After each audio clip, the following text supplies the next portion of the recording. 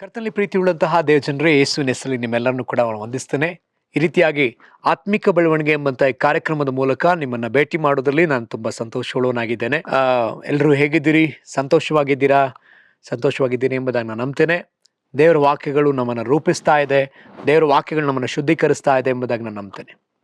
ಮತ್ತು ನಾವು ಕಳೆದ ವಾರಗಳಲ್ಲಿ ಆತ್ಮಿಕ ಬೆಳವಣಿಗೆಗೆ ಇರ್ತಕ್ಕಂಥ ತಡೆಗಳನ್ನೇ ಧ್ಯಾನಿಸ್ತಾ ಬರ್ತಾ ಇದ್ದೀವಿ. ಅನೇಕ ಆಗಳನ್ನ ದೇವರು ನನಗೆ ಕೊಡ್ತಿದ್ದಾರೆ. ಅದರಲ್ಲಿ ಮತ್ತೊಂದು ನಾವು ಧ್ಯಾನಿಸ್ಲಿಕ್ಕಿದ್ದೇವೆ. ಮತ್ತೊಂದು ತಡೆ, ಆತ್ಮಿಕ ಬೆಳವಣಿಗೆಗಿರ್ತಕ್ಕಂತಹ ಒಂದು ತಡೆ, ಮತ್ತೊಂದು ಆತ್ಮಿಕ ಬೆಳವಣಿಗೆಗಿರ್ತಕ್ಕಂತಹ ತಡೆಯನ್ನು ನಾವು ಧ್ಯಾನಿಸ್ಲಿಕ್ಕಿದ್ದೇವೆ. ಅದರಲ್ಲಿ ನಮ್ಮ ಆತ್ಮಿಕ ಬೆಳವಣಿಗೆಯಲ್ಲಿ ನಾವು ಸತ್ಯವನ್ನ ಕೇಳಿಸ್ಕೊಳ್ತೀವಿ. ಅನೇಕ ಸ್ಥಳಗಳಿಂದ ನಾವು ದೇವರ ವಾಕ್ಯಗಳನ್ನ ಕೇಳ್ತೀವಿ. ನಾವು ಹೋಗುವಂಥ ಸ್ಥಳೀಯ ಸಭೆಗಳಲ್ಲಿ ಭಾನುವಾರದ ಸಂದೇಶಗಳನ್ನ ಕೇಳಿಸ್ಕೊಳ್ತೀವಿ. ಅದು ಮಾತ್ರವಲ್ಲದೆ ನಾವು ಯೂಟ್ಯೂಬ್ ಮೂಲಕವಾಗಿ ಈ ರೀತಿಯಾದ ಅನೇಕ ಕಾರ್ಯಕ್ರಮಗಳ ಮೂಲಕವಾಗಿ ನಾವು ದೇವರ ವಾಕ್ಯಗಳನ್ನ ಕೇಳಿಸ್ಕೊಳ್ತೀವಿ. ಮತ್ತು ನ್ಯೂ ಹೋಪ್ನಲ್ಲಿ ನೀವು ಅನೇಕರು ಕೇಳಿಸ್ಕೊಳ್ತಾ ಇದ್ದೀರಿ. ಮತ್ತು ಸೋಷಿಯಲ್ ಮೀಡಿಯಾ ಅಂದ ಫೇಸ್ಬುಕ್, ಟ್ವಿಟರ್, ಯೂಟ್ಯೂಬ್, ಬೇರೆ ಅನೇಕ ರೀತಿಯಾದಂಥ ಸಾಮಾಜಿಕ ಜಾಲತಾಣದ ಮೂಲಕವಾಗಿ ನೀವು ದೇವರ ವಾಕ್ಯಗಳನ್ನ ಕೇಳಿಸ್ಕೊತಲೇ ಇದ್ದೀರಿ. ಸೊ ಈ ರೀತಿ ಅನೇಕ ವಾಕ್ಯಗಳನ್ನ ನಾವು ಕೇಳಿಸ್ಕೊಳ್ತೀವಿ, ಮತ್ತು ನಾವು ಕೂಡ ಓದ್ತೀವಿ. ಇದೆಲ್ಲ ಮಾಡಿದ್ರೂ ಸಹ ನಾವು ನಮ್ಮ ಜೀವಿತಕ್ಕೆ ಅಳವಡಿಸಿಕೊಳ್ಳದ ಹೊರತು ಅದು ಯಾವುದೇ ಕಾರಣಕ್ಕೂ ನಮ್ಮ ಆತ್ಮಿಕ ಬೆಳವಣಿಗೆಗೆ ಅದು ಉಪಯೋಗಕ್ಕೆ ಬರೋದಿಲ್ಲ. ನಾವು ಆತ್ಮಿಕವಾಗಿ ಬೆಳಿಲಿಕ್ಕೆ ಅದು ಸಹಾಯ ಮಾಡೋದಿಲ್ಲ. ಉದಾಹರಣೆಗೆ ನಾನು ನಿಮ್ಗೆ ಹೇಳಲಿಕ್ಕೆ ಇಷ್ಟಪಡುವಂಥ ಒಂದು ವಿಚಾರ. ನಾವೆಲ್ಲರೂ ಹೋಟೆಲಿಗೆ ಹೋಗಿರ್ತೀವಿ. ಹೋಟೆಲಿಗೆ ಹೋದ ಕೂಡಲೇ ಅವ್ರು ನಮಗೊಂದು ಮೆನ್ಯೂ ಕಾರ್ಡ್ ಕೊಡ್ತಾರೆ. ಮೆನು ಕಾರ್ಡ್ನ ನಾವು ನೋಡ್ತೀವಿ, ಮೇಲಿಂದ ನಾವು ನೋಡ್ತೀವಿ. ಪ್ರಾರಂಭದಲ್ಲಿ ಸ್ಟಾರ್ಟರ್ಸ್ ಇರುತ್ತೆ, ಅದಾದ ನಂತರದಲ್ಲಿ ನಾವು ನೋಡ್ತೀವಿ ಫುಡ್ ಐಟಮ್ಸ್ ನೋಡ್ತೀವಿ, ಅಲ್ಲಿ ಐಸ್ ಕ್ರೀಮು, ಬೆವರೇಜಸ್ ನೋಡ್ತೀವಿ, ಸ್ಟಾರ್ಟರ್ಸ್ ನೋಡ್ತೀವಿ, ಮತ್ತು ಫ್ರೈಡ್ ಐಟಮ್ಸ್ ನೋಡ್ತೀವಿ, ಫುಡ್ ಐಟಮ್ಸ್ ನೋಡ್ತೀವಿ, ಯಾವುದೆಲ್ಲ ಇದೆ, ಏನೆಲ್ಲ ಇದೆ ಎಲ್ಲನ ಒಂದು ಕಡೆಯಿಂದ ನಾವು ನೋಡ್ತಾ ಬರ್ತೀವಿ. ಎಲ್ಲ ನಾವು ಓದ್ತೀವಿ ಒಂದು ಕಡೆಯಿಂದ, ಯಾವುದಕ್ಕೆ ಎಷ್ಟು ಅವ್ರು ಬಿಲ್ ಮಾಡ್ತಾರೆ ಅದೆಲ್ಲ ಸ್ವಲ್ಪ ನೋಡ್ತೀವಿ, ಗಮನಿಸ್ತೀವಿ. ಒಬ್ಬೊಬ್ರದ್ದು ಮೆಂಟಾಲಿಟಿ ಒಂದೊಂದು, ಮತ್ತು ಅದ್ರಲ್ಲಿ ಏನೆಲ್ಲ ಇಂಗ್ರೀಡಿಯೆಂಟ್ಸ್ ಇದೆ, ಏನೆಲ್ಲ ಸಿಕ್ಕುತ್ತೆ ಅದೆಲ್ಲ ಅಬ್ಸರ್ವ್ ಮಾಡಿ ನಾವು ಹಾಗೆ ಮೆನು ಕಾರ್ಡ್ನ ಕೊಟ್ಬಿಟ್ಟು ಹೋಟೆಲ್ ಬಿಟ್ಟು ಬರ್ತೀವ? ಇಲ್ಲ. ಬದಲಾಗಿ ಆ ಎಲ್ಲ ಮೆನು ಕಾರ್ಡೆಲ್ಲ ಓದಿದ ನಂತರ ಅದರಲ್ಲಿರೋಂಥ ಯಾವುದೋ ಒಂದು ಡಿಶನ್ನು ನಾವು ಆರ್ಡ್ರ್ ಮಾಡಿ ಟೇಬಲ್ಗೆ ತರಿಸಿ ನಾವು ನಮ್ಮ ಒಳಗಡೆ ನಾವು ಸೇವಿಸ್ತೀವಿ. ಸೊ ಇದ್ರ ಮೂಲಕ ಏನಾಗುತ್ತೆ, ನಾವು ಶಕ್ತಿನ ಹೊಂದ್ಕೊಳ್ತೀವಿ. ಹಾಗೆಯೇ ನಾವು ದೇವರ ವಾಕ್ಯನ ಬರೀ ಕೇಳಿಸ್ಕೊಂಡೋ ಅಥವಾ ಬರೀ ಓದಿಯೋ ಅಥವಾ ಏನೋ ಒಂದು ವಾಕ್ಯನ ನಾವು ತೆಗೆದುಕೊಂಡು ಅದನ್ನು ಜೀರ್ಣಿಸಿಕೊಳ್ಳದ ಹೊರತು, ಅದನ್ನು ಅಳವಡಿಸಿಕೊಳ್ಳದ ಹೊರತು, ನಮ್ಮ ಜೀವಿತಕ್ಕೆ ಅದರಂತೆ ನಾವು ನಡ್ಕೊಳ್ಳದ ಹೊರತು ಅದು ನಮ್ಮ ಜೀವನದಲ್ಲಿ ಯಾವುದೇ ರೀತಿಯಾದ ಪರಿಣಾಮವನ್ನು ಬೀರಲಿಕ್ಕೆ ಸಾಧ್ಯವಿಲ್ಲ. ಸೊ ನಾವು ವಾಕ್ಯವನ್ನು ಕೇಳಿದ್ಮೇಲೆ ನಾವು ಅದನ್ನು ನಡ್ಕೊಳ್ಳೇಬೇಕಾಗಿದೆ. ಅದು ಯಾಕೆ ನಾನು ಈ ರೀತಿಯಲ್ಲಿ ಹೇಳ್ತಾ ಇದ್ದೀನಿ ಅಂತ ಹೇಳಿದ್ರೆ, ಬೈಬಲ್ ಅನ್ನುವಂಥ ಈ ಪುಸ್ತಕ ಇದೊಂದು ಸೂಚನೆಯ ಪುಸ್ತಕ. ಅನೇಕ ಸೂಚನೆಗಳು ನಮಗೆ ಕೊಡ್ತದೆ, ಅನೇಕ ಇನ್ಸ್ಟ್ರಕ್ಷನ್ಗಳು ನಮಗೆ ಇದರಿಂದ ಸಿಗ್ತದೆ, ಅನೇಕ ರೀತಿಯಾದ ಮಾರ್ಗದರ್ಶನಗಳು ನಮಗೆ ಸಿಗುತ್ತೆ. ಈ ಪುಸ್ತಕವನ್ನು ಒಂದು ಸೂಚನೆಯ ಪುಸ್ತಕ, ಅಥವಾ ಎರಡನೇದಾಗಿ ಇದೊಂದು ಡೈರೆಕ್ಷನ್ ಬುಕ್ ಅಂತ ಹೇಳ್ಬೋದು. ಮೂರನೇದಾಗಿ ಇದನ್ನು ಬೇಕಿದ್ರೆ ನಾವು ಎಚ್ಚರಿಕೆಯ ಪುಸ್ತಕ ಅಂತ ಹೇಳ್ಬೋದು. ಅಥವಾ ಈ ಪುಸ್ತಕವನ್ನು ಅನೇಕ ಪ್ರಶ್ನೆಗಳಿಗೆ ಉತ್ತರಿಸುವಂತಹ ಒಂದು ಪುಸ್ತಕ ಅಂತ ನಾವು ಹೇಳ್ಬೋದು. ಮತ್ತು ಈ ಪುಸ್ತಕದಲ್ಲಿ ಅನೇಕ ರೀತಿಯಾದಂತಹ ಪರಿಹಾರಗಳು ಬರೆಯಲ್ಪಟ್ಟಿದೆ. ಈ ಪುಸ್ತಕದಲ್ಲಿ ಅನೇಕ ರೀತಿಯಾದಂತಹ ಐಡಿಯಾಗಳು ನಮಗೆ ಬರೆಯಲ್ಪಟ್ಟದೆ. ಅನೇಕ ಐಡಿಯಾಸ್ ನಮಗೆ ಬುಕ್ಕಿಂದ ನಮಗೆ ಸಿಗ್ತದೆ. ಈ ಪುಸ್ತಕದಿಂದ ಅನೇಕ ಆಜ್ಞೆಗಳು ನಮಗೆ ಸಿಕ್ಕುತ್ತೆ. ಈ ಪುಸ್ತಕದಿಂದ ನಮ್ಮ ಜೀವಿತಕ್ಕೆ ಬೇಕಾದ ಅನೇಕ ನಾವು ಬಿಡುಗಡೆ ಹೊಂದೋದಕ್ಕೆ ಬೇಕಾದಂತಹ ಅನೇಕ ರೀತಿಯಾದ ಸತ್ಯಗಳು ನಮಗೆ ಇದರಿಂದ ಸಿಗ್ತದೆ. ಸೊ ಈಗ ಈ ಪುಸ್ತಕ, ಈ ಒಂದು ಸತ್ಯವೇದ ಎಂಬಂಥ ಈ ಗ್ರಂಥ ನಮ್ಮ ಆತ್ಮಿಕ ಬೆಳವಣಿಗೆಗೆ ತುಂಬ ಮುಖ್ಯವಾಗಿದೆ. ಸೊ ಹಾಗಿದ್ದ ಮೇಲೆ ಇದನ್ನು ಓದುವುದು ಮಾತ್ರವಲ್ಲ, ಅಥವಾ ಇದನ್ನು ಕೇಳಿಸಿಕೊಳ್ಳುವುದು ಮಾತ್ರವಲ್ಲ, ಇದನ್ನು ನೋಡುವುದು ಮಾತ್ರವಲ್ಲ, ಇದನ್ನು ನಾವು ಅಳವಡಿಕೆ ಮಾಡಿಕೊಳ್ಳಬೇಕಾಗಿದೆ. ಇದು ಅಳವಡಿಸಿಕೊಳ್ಳದ ಹೊರತು ಯಾವ ಪ್ರಯೋಜನಕ್ಕೂ ಇದು ಬರುವುದಿಲ್ಲ. ಹಾಗಿಂದ ನಾವು ಸರಿಯಾಗಿ ತೆಗೆದುಕೊಳ್ಳೇಬೇಕು. ಅದರಿಂದನೇ ನೋಡ್ರಿ, ಅನೇಕ ಕ್ರೈಸ್ತರು ಏನು ಮಾಡ್ತಾರೆ ಅಂತ ಹೇಳಿದ್ರೆ, ಈ ರೀತಿ ಅನೇಕ ವಾಕ್ಯಗಳನ್ನ ಕೇಳಿಸ್ಕೊಳ್ತಾರೆ, ಬಟ್ ಅದರ ಪ್ರಕಾರ ನಡೆಯಲ್ಲ. ಅದಕ್ಕಾಗಿ ಒಬ್ಬ ಸೇವಕರು ಹೇಳೋದು ನನಗೆ ತುಂಬ ಚೆನ್ನಾಗಿ ನೆನಪಾಗುತ್ತೆ. ದೇವರ ವಾಕ್ಯಗಳನ್ನ ಇಲ್ಲಿವರೆಗೆ ಯಾರೆಲ್ಲ ಎಷ್ಟು ವಾಕ್ಯಗಳನ್ನೆಲ್ಲ ಕೇಳಿದಾರಲ್ಲ, ಇಷ್ಟು ವಾಕ್ಯಗಳನ್ನ ಕೇಳಿದವರು ನಿಜವಾಗಿ ಅವರು ಅದನ್ನು ತಮ್ಮ ಜೀವಿತಕ್ಕೆ ಅಳವಡಿಸಿಕೊಂಡಿದ್ದಿದ್ರೆ, ಅವ್ರ ಜೀವಿತಕ್ಕೆ ಅದನ್ನು ಅಳವಡಿಸಿಕೊಂಡಿದ್ದಿದ್ರೆ ಇಂಡಿಯಾ ಇವತ್ತು ಇಂಡಿಯಾ ಆಗಿ ಉಳಿತಾರಿಲ್ಲ, ಬದಲಾಗಿದ್ದು ಕ್ರಿಸ್ಟಿಯಾ ಆಗಿ ಹೆಸರೇ ಬದಲಾಗಬೇಕಾಗಿತ್ತು.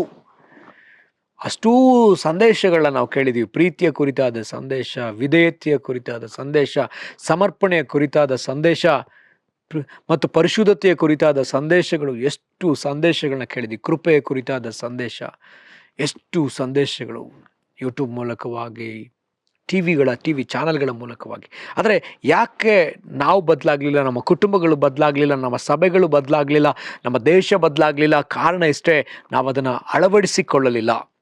ಅದುವೇ ಕಾರಣ. ನಾವು ಅನೇಕ ಬಾರಿ ಮತ್ತೆ ಇನ್ನೊಂದು ಕಾರ್ಯ, ನಾವು ಯೇಸು ಕ್ರಿಸ್ತನಂತೆ ನಡ್ಕೊಳ್ಳೋದಕ್ಕೆ ನಾವು ಪ್ರಯತ್ನಿಸ್ತೀವಿ. ಯೇಸು ಕ್ರಿಸ್ತನಂತೆ ಪ್ರೀತಿಯಿಂದ ಇರಲಿಕ್ಕೆ, ಯೇಸು ಕ್ರಿಸ್ತನಂತೆ ನಂಬಿಗಸ್ತರಾಗಿರಲಿಕ್ಕೆ, ಯೇಸು ಕ್ರಿಸ್ತನಂತೆ ನಾವು ಜೀವಿಸುವುದಕ್ಕೆ ಪ್ರಯಾಸ ಪಡ್ತೀವಿ, ಪ್ರಯತ್ನ ಮಾಡ್ತೀವಿ. ಇದು ಪ್ರಯಾಸದಿಂದಲೋ ಪ್ರಯತ್ನದಿಂದಲೋ ಬರುವಂಥದ್ದಲ್ಲ, ಬದಲಾಗಿ ಆತನೊಂದಿಗಿನ ಐಕ್ಯತೆಯಲ್ಲಿ ಇರುವಾಗ ತಾನಾಗಿ ನಮ್ಮಿಂದ ಬರುವಂಥದ್ದೇ. ನಾವು ಯಾವಾಗ ಆತನೊಂದಿಗೆ ಇಂಟಿಮೇಟ್ ಆಗಿ ನಿಕಟವಾದ ಸಂಬಂಧದಲ್ಲಿ ಇರ್ತೀವೋ ಆಗ ಅದೇ ಸುವಾಸನೆ ನಮ್ಮಿಂದಲೂ ಬರ್ತದೆ. ನಾವೇಗೆ ಹೂವಿನ ಅಂಗಡಿಯಲ್ಲಿದ್ದರೆ ಹೂವಿನ ವಾಸನೆ ನಮ್ಮ ಮೇಲೆ ಪರಿಮಳಿಸ್ತದೋ, ಅಥವಾ ನಾವೊಂದು ಮಾಂಸದ ಅಂಗಡಿಯಲ್ಲಿದ್ದರೆ ಮಾಂಸದ ವಾಸನೆ ನಮ್ಮ ದೇಹದಿಂದ ಅದು ಹೊರಗೆ ಬರ್ತದೋ, ಹಾಗೆಯೇ ನಾವು ಕ್ರಿಸ್ತನೊಂದಿಗಿದ್ರೆ ಕ್ರಿಸ್ತನ ಪರಿಮಳ ನಮ್ಮ ಮೂಲಕವಾಗಿ ಅದು ಪರಿಮಳಿಸ್ತದೆ. ಸೊ ಹಾಗಿದ್ರೆ ನಾವು ಆತನ ಸಂಗಡ ಇರುವುದಾದ್ರೆ ಮಾತ್ರ ನಾವು ಆತನ ಆಟಿಟ್ಯೂಡ್ನ ಈ ಲೋಕದಲ್ಲಿ ತೋರಿಸ್ಬೋದು. ಇಲ್ಲಾಂದ್ರೆ ನಾವು ಸೈತಾನನ ಆಟಿಟ್ಯೂಡ್ನ ನಾವು ತೋರಿಸ್ತಾ ಇರ್ತೀವಿ. ವಾಕ್ಯ ಕೇಳಿಸ್ಕೊಳ್ತಾ ಇದ್ದೀವಿ, ವಾಕ್ಯ ಒಳಗಡೆ ತೆಗೆದುಕೊಳ್ತಾ ಇದ್ದೀವಿ, ಆದರೂ ನಮ್ಮ ಹಳೆಯ ಜೀವನನೇ ಬರ್ತಾ ಇದೆ, ಹಳೆಯ ಸ್ವಭಾವಗಳೇ ಬರ್ತಾ ಇದೆ, ಹಳೆಯ ಆಟಿಟ್ಯೂಡ್ಗಳೇ ನಮ್ಮಿಂದ ಕಾಣಿಸಲ್ಪಡ್ತಾ ಇದೆ. ಕ್ರಿಸ್ತನ ಆಟಿಟ್ಯೂಡ್ ಇಲ್ಲ, ಕ್ರಿಸ್ತನ ನಡವಳಿಕೆ ನಮ್ಮಲ್ಲಿಲ್ಲ, ಕ್ರಿಸ್ತನ ನಡೆ ನುಡಿ ನಮ್ಮಲ್ಲಿಲ್ಲ. ಕಾರಣ ಇಷ್ಟೇ, ನಾವು ಆತನ ಸಂಗಡ ಸಹವಾಸದಲ್ಲಿ ಇರದೇ ಇರುವುದೇ ಸಮಸ್ಯೆ, ಅಥವಾ ಈ ವಾಕ್ಯಗಳನ್ನ ಅಳವಡಿಸಿಕೊಳ್ಳದೇ ಇರುವುದೇ ಸಮಸ್ಯೆ. ಕೆಲವು ವರ್ಷಗಳ ಹಿಂದೆ ನಾವು ಸತ್ಯವೇದವನ್ನ ಇಬ್ರಿಯ ಭಾಷೆಯ ಹಿನ್ನೆಲೆಯಲ್ಲಿ ಕಲಿತಾ ಇದ್ವಿ. ಅದನ್ನ ಒಬ್ಬ ಸೇವಕರು ನಮಗೆ ಅದನ್ನು ಕಲಿಸಿಕೊಡುವಾಗ ಅವರು ಹೇಳಿದ್ರು, ಯಹೂದ್ಯರಲ್ಲಿ ಒಂದು ಅವರ ಕಲ್ಚರ್ನಲ್ಲಿ ಒಬ್ಬ ಹುಡುಗಿಯನ್ನು ಮದುವೆ ಆಗೋದಕ್ಕಿಂತ ಮುಂಚಿತವಾಗಿ, ಆ ಮದುವೆಗಿಂತ ಮುಂಚೆ ನಿಶ್ಚಯತಾರ್ಥ ಇರ್ತದೆ.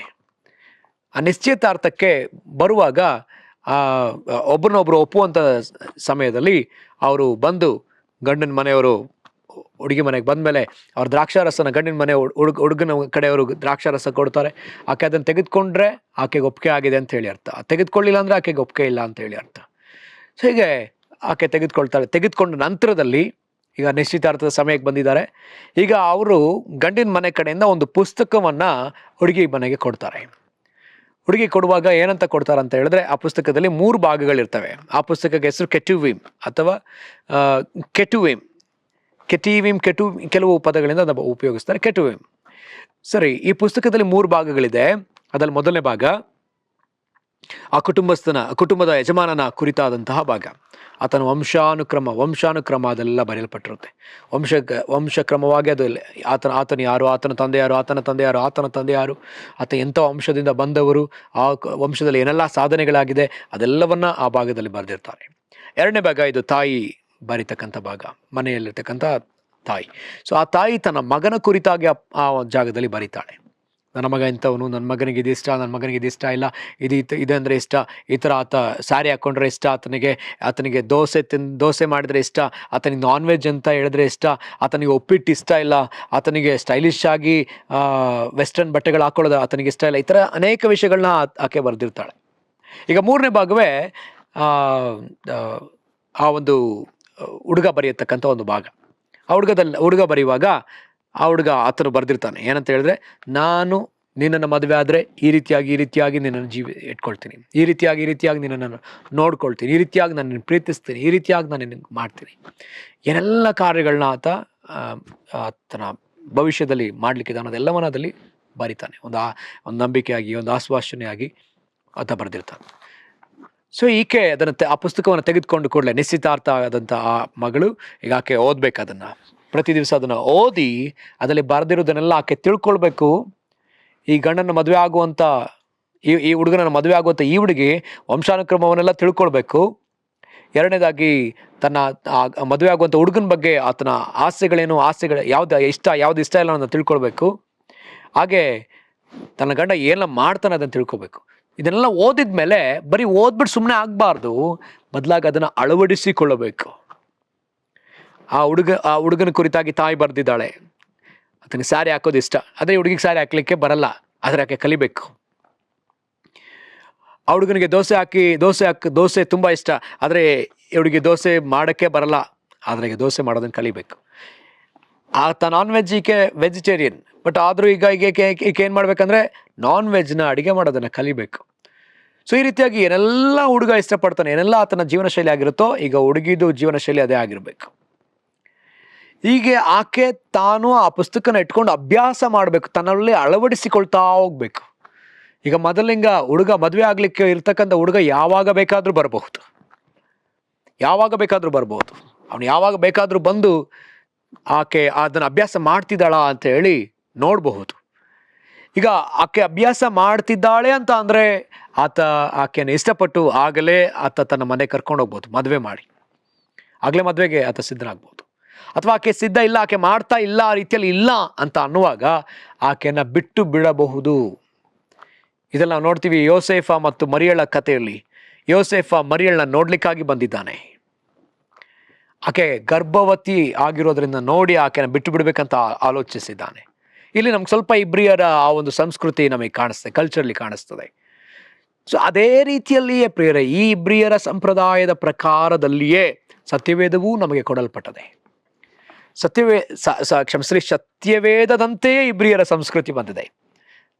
ಸತ್ಯವೇದ ಹೇಗಿದೆಯೋ ಅದನ್ನು ತೆಗೆದುಕೊಂಡು ಇಬ್ರಿಯರು ಒಂದು ಸಂಸ್ಕೃತಿನ ರೂಢಿಸ್ಕೊಂಡಿದ್ದಾರೆ. ಹೇಗೆ ತಂದೆಯ ದೇವರ ಕುರಿತಾಗಿ ಬರೆಯಲ್ಪಟ್ಟದೆ, ಹಾಗೆ ಯೇಸು ಕ್ರಿಸ್ತನ ಕುರಿತಾಗಿ ಬರೆಯಲ್ಪಟ್ಟಿದೆ, ಹಾಗೆ ಪವಿತ್ರಾತ್ಮನು ಯೇಸು ಕ್ರಿಸ್ತನ ಕುರಿತಾಗಿ ಮಾಡುವಂಥ ಎಲ್ಲ ವಿಚಾರಗಳನ್ನ ಬರೆದು ಕೊಟ್ಟಿದ್ದಾರೆ.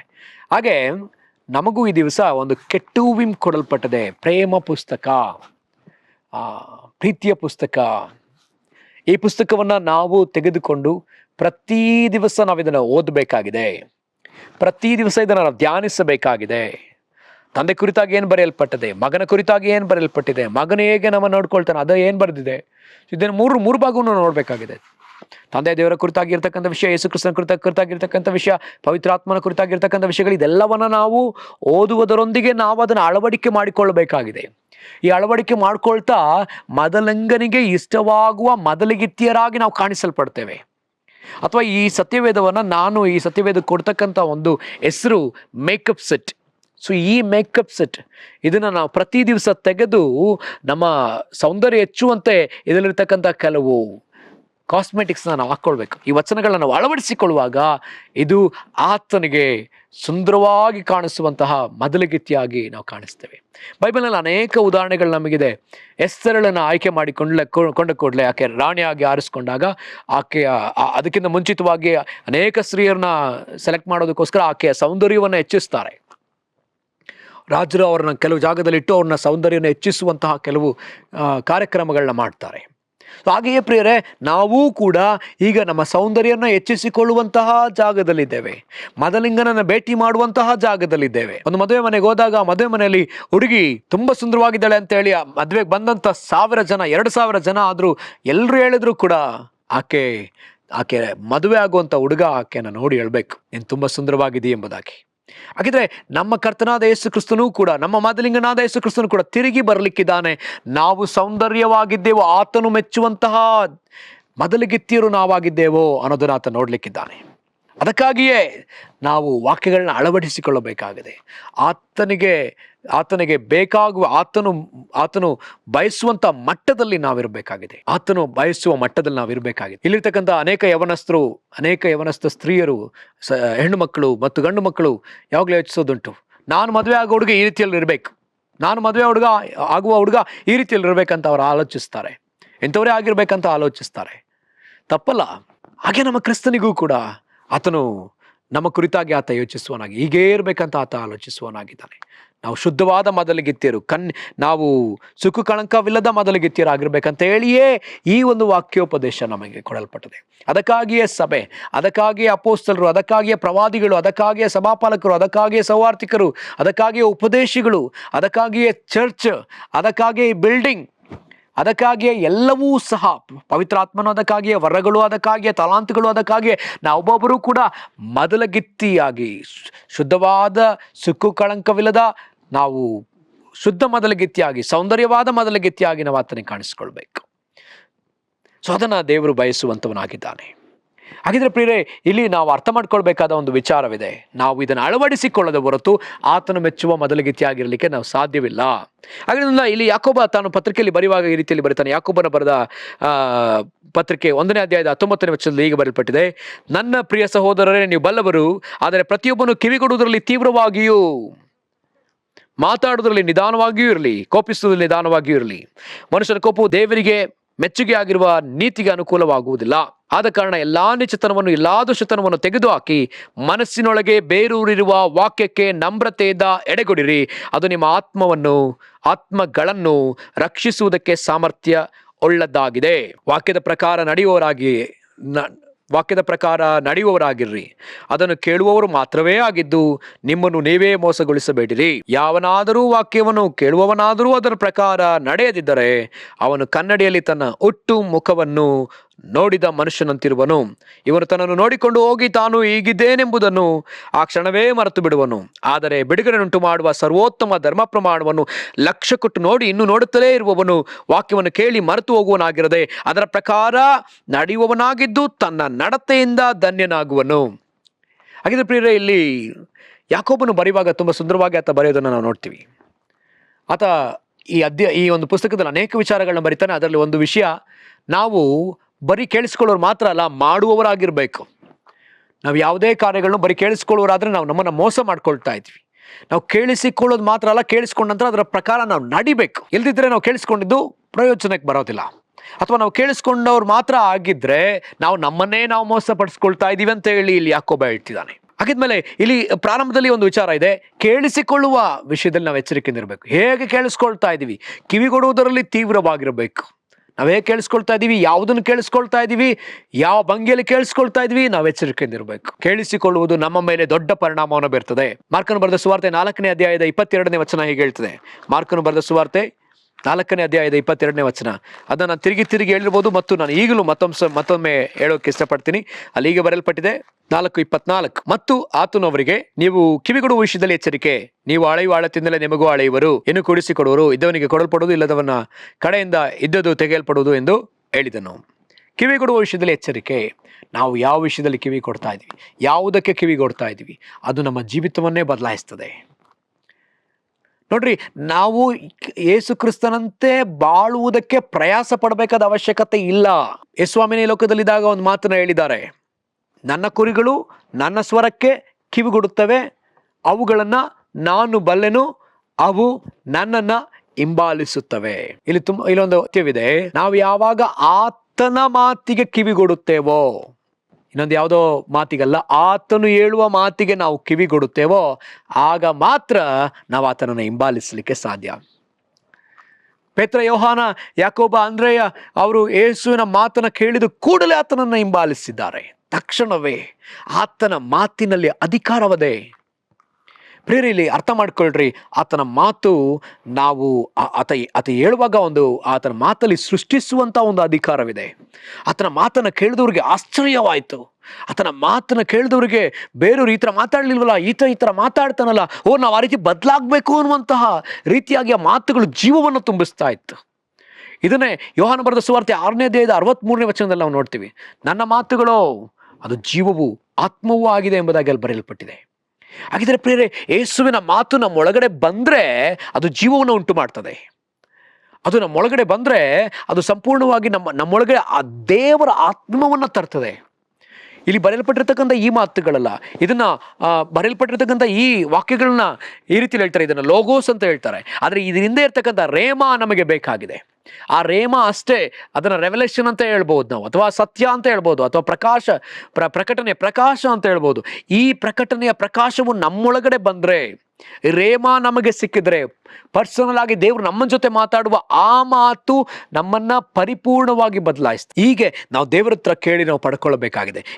ಅಲ್ಲಿ ಯಾಕೋಬ ಬರೆದ ಪತ್ರಿಕೆಯಲ್ಲಿ 1:19 ನಾವು ಓದಿದ ವಿಷಯದಲ್ಲಿ ಅಲ್ಲಿ ಬರೆಯಲ್ಪಟ್ಟಿದೆ.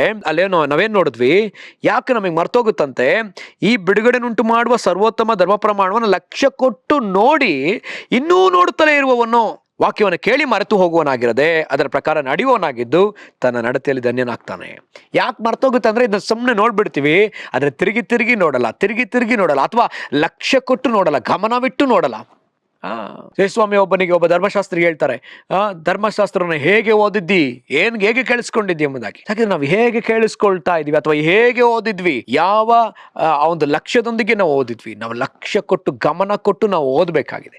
ತಿರುಗಿ ಓದುವಾಗ ಅಥವಾ ತಿರುಗಿ ಅದನ್ನ ಧ್ಯಾನಿಸುವಾಗ ಅಥವಾ ತಿರುಗಿ ಅದನ್ನ ನೋಡುವಾಗ ನಾವೇನಾಗ್ತೀವಂತೆ, ಆ ವಾಕ್ಯವನ್ನ ನಾವು ಮರ್ತೇ ಹೋಗೋದಿಲ್ಲ. ನಾವ್ಯಾರು ನಮ್ಮ ಮನೇನ ಮರ್ತು ಬಿಡ್ಲಿಲ್ವಲ್ಲ, ಯಾರು ನಮ್ಮ ವಸ್ತುಗಳನ್ನ ಮರೀಲಿಲ್ವಲ್ಲ, ಯಾರು ನಮಗೆ ಸಂಬಂಧಪಟ್ಟ ಯಾವ ವಸ್ತುವನ್ನು ಮರೀಲಿಲ್ಲ. ಅದು ಎಲ್ಲೇ ಇದ್ರು ನಮ್ಮ ಬೀದಿಯಲ್ಲಿರ್ತಕ್ಕಂಥ 4ನೇ ಮನೇಲಿ ನಮ್ಮ ವಸ್ತು ಇದ್ರು ಇದು ನಮ್ಮ ವಸ್ತುನೇ ಅಂತ ಹೇಳ್ತೀವಿ.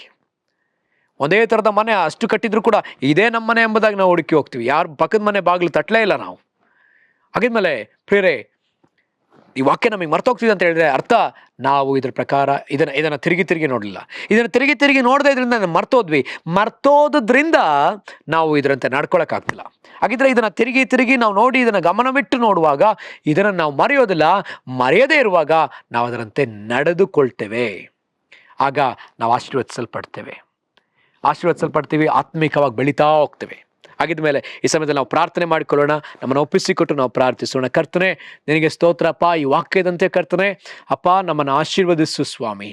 ಕರ್ತನೆ, ನಾವು ಮರೆತು ಹೋಗುವವರಾಗಿರದೆ ನಿನ್ನ ವಾಕ್ಯವನ್ನು ಕೇಳಿ ಕರ್ತನೆ ಅಪ್ಪ ಅವುಗಳನ್ನ ಕರ್ತನೆ ತಿರುಗಿ ನೋಡಿ ಗಮನವಿಟ್ಟು ಅದರಲ್ಲಿ ಇರ್ತಕ್ಕಂಥ ಒಂದೊಂದು ವಿಚಾರಗಳನ್ನೂ ಗಮನವಿಟ್ಟು ನೀನು ಹೇಳಿದ್ದನ್ನೆಲ್ಲವನ್ನು ಕೂಡ ಕರ್ತನೆ ಪೂರ್ಣ ಆಸಕ್ತಿಯಿಂದ ನಾವು ನೋಡಿ ಅರಿತುಕೊಳ್ಳುವುದಕ್ಕೆ ಅದರಿಂದ ಇರ್ತಕ್ಕಂಥ ರಹಸ್ಯಾರ್ಥಗಳನ್ನ ತಿಳ್ಕೊಂಡು ನಮ್ಮ ಆತ್ಮೀಕ ಬೆಳವಣಿಗೆನ ನಾವು ಹೊಂದಿಕೊಳ್ಳುವಂತೆ ಸಹಾಯ ಮಾಡ್ರಿ ಅಪ್ಪ.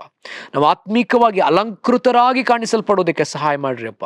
ನಾವು ಆತ್ಮೀಕವಾಗಿ ಸರ್ವ ಸುಗುಣವುಳ್ಳವರಾಗಿ ಕರ್ತನೆ ಏನೂ ಕಡಿಮೆ ಇಲ್ಲದವರಾಗಿ ನಿನಗೆ ಕಾಣಿಸಲ್ಪಡಬೇಕಲ್ಲ, ನಾವು ಶಿಕ್ಷಿತರಾಗಿ ನಿನಗೆ ಕಾಣಿಸಲ್ಪಡಬೇಕಲ್ಲ ಕರ್ತನೆ, ನಾವು ನಿನಗೆ ಶುದ್ಧ ಮೊದಲಿಗೆತ್ತಿಯರಾಗಿ ಕಾಣಿಸಿಕೊಳ್ಳಬೇಕಲ್ಲ.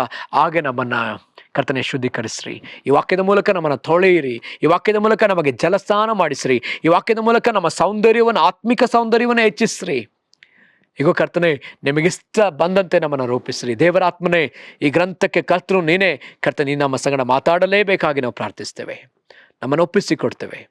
ನಿನ್ನ ನಾಮ ಮಾತ್ರ ಮಹಿಮೆ ಹೊಂದಲಿ ಸ್ವಾಮಿ.